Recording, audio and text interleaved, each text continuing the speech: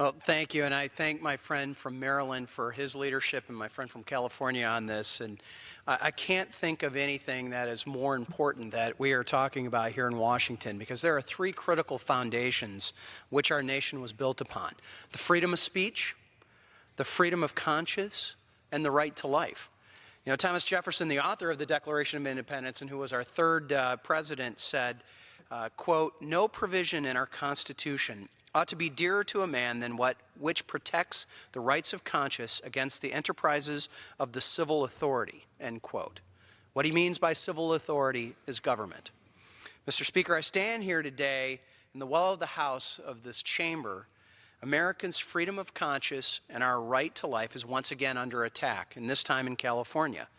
This law at issue in California is a classic example of government using its power to force citizens to promote messages that conflict with their personal beliefs.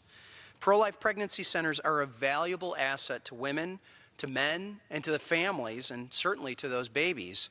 And not only around the country, but certainly in Michigan. These centers provide at no charge practical advice and resources, information, emotional support for expecting mothers and those fathers and families in need.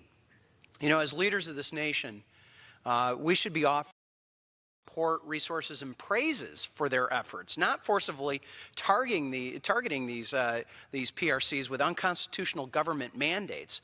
You know, through the work of my wife, Natalie, who served for a number of years on the board of a local pregnancy resource center in West Michigan, I've seen firsthand the overwhelming positive impact that they have on the community. My sister-in-law still serves on that board.